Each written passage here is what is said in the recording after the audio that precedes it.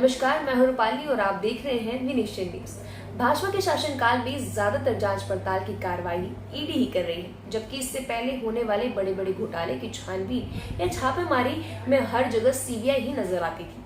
तो आखिरकार ऐसा क्या हुआ कि मनमोहन के शासनकाल तक एक्टिव रहने वाली सीबीआई पिछले 4 वर्षों में बैकग्राउंड में चली गई और उसकी जगह ले ली ईडी ने। हमारी जांच पड़ताल में सामने आया कि पिछले 8 वर्षों में ईडी की कार्रवाई में 5 से 6 गुना का उछाल दर्ज किया गया है। हमने पड़ताल की कि आखिर किन वजहों से ईडी ने सीबीआई को पछाड़ दिया। आइए आपको बताते हैं। यूपीए शासनकाल तक सीबीआई ही देश की सबसे बड़ी जांच एजेंसी मानी जाती थी। केंद्र में बीजेपी की सरकार बनने के बाद जब इसी सीबीआई ने गैर भाजपा शासित राज्यों में कार्रवाई करनी चाही, तो ये राज्य लामबंद हो गए। देखते ही देखते राजस्थान, पश्चिम बंगाल, केरल, महाराष्ट्र, छत्तीसगढ़, झारखंड, पंजाब, मेघालय और मिजोरम की गैर भाजपा सरकारों ने एक के बाद एक अपने प्रदेश में सीबीआई की एंट्री पर रोक लगा दिया। मतलब अब बिना राज्य सरकार की इजाजत के सीबीआई राज्य में जांच पड़ताल नहीं कर सकती।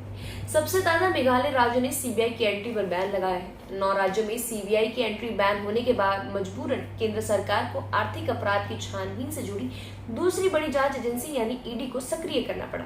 ये वित्तीय मंत्रालय के राजस्व विभाग के तहत एक विशिष्ट वित्तीय जांच एजेंसी है। पिछले 3 से 4 साल में ईडी का दायरा इतना अधिक बढ़ गया कि हर बड़े घोटाले का खुलासा अब ईडी ही कर रही है। सुप्रीम कोर्ट ने भी पीएमएलए के तहत ईडी की गिरफ्तारी, तलाशी और जब्ती से जुड़ी शक्तियों को कायम रखा है।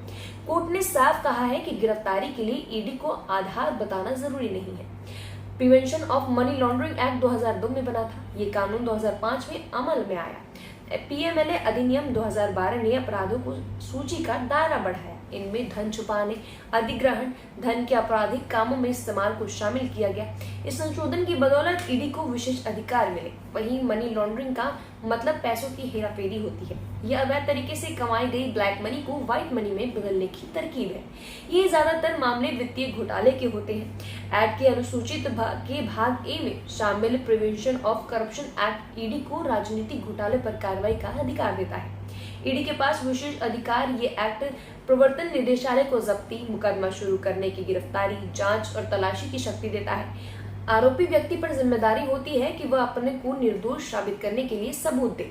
ईडी पर आरोप लगते आए हैं कि इस एक्ट के कड़े प्रावधानों जैसे कि जमानत की कड़ी शर्तें, गिरफ्तारी के अधिकारों की सूचना न देना, ईसीआर कॉपी दिए बिना अरेस्टिंग यानी कि एफआईआर जैसी चीजें, मनी लॉन्ड्रिंग की व्यापक परिभाषा, जांच के दौरान आरोपी की ओर से दिए गए बयान ट्रायल में बतौर सबूत मानने आदि एजेंसी का दुरुपयोग करती है। पीएमएलए सेक्शन 3, 5, 18, 19, 24 और 45 ईडी को सुपर पावर बनाते हैं। आइए आपको उन सेक्शंस के बारे में बताते हैं एक एक करके। सेक्शन 3 ये सेक्शन दोषियों की बात करता है। इनमें हर ऐसा शख्स शामिल हो जो प्रत्यक्ष या अप्रत्यक्ष रूप से अपराध में लिप्त है। सेक्शन 5 इससे ऐसे लोगों की बात कही गई है जिनके खिलाफ जब्ती की कार्रवाई शुरू की जा सकती है। इसमें ये भी बताया गया है कि किन हालात में जब्ती नहीं की जा सकती। सेक्शन 18 यह तलाशी से संबंधित सेक्शन है। इसमें बताया गया है कि किन हालात में किसी की तलाशी ली जा सकती है। सेक्शन 19 इसमें गिरफ्तारी के तौर तरीके के बारे में बताया गया है। कब और किन स्थितियों में गिरफ्तारी की जा सकती है, इसका भी जिक्र है। सेक्शन 24 ये सेक्शन बर्डन ऑफ प्रूफ की बात बताता है। सेक्शन बर्डन ऑफ प्रूफ की बात करता है। ये कहता है कि खुद को बेकसूर साबित करने की जिम्मेदारी आरोपी व्यक्ति की होगी। सेक्शन 42 इसमें बताया गया है कि एक्ट के तहत किन स्थितियों में हाईकोर्ट में अपील की जा सकती है। कभी आपको बता दें कि कभी ईडी भी सीबीआई से पीछे हुआ करती थी। सीबीआई 4 साल पहले तक देश में तमाम बड़े सियासी मामलों और घोटालों को टेक अप करती थी। इसके बाद ईडी की एंट्री होती है। उदाहरण के लिए चारा घोटाला, स्पेक्ट्रम घोटाला, कोयला घोटाला सहित तमाम बड़े चर्चित मामले से जुड़े केस भी हैं। राज्य सरकारों के पास ऐसा कोई भी कानून नहीं है जिससे वे ईडी को दखल करने से रोक सके।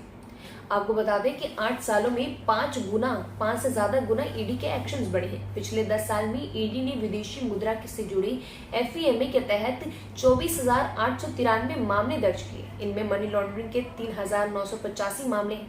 2014-15 में एफईएमए के तहत दर्ज 915 मामले और 21-22 में बढ़कर 5,313 हो गए। पीएमएलए के तहत 2014-15 में 178 मामले दर्ज किए गए, 2021-22 में बढ़कर 1180 हो गए। इस तरह 2014 से अब तक ईडी के दर्ज मामलों में 5 गुना का उछाल आया है। कुल मिलाकर 2014-15 में जहां 1093 मामले दर्ज थे, वहीं 21-22 में ये संख्या बढ़कर 5493 हो गई।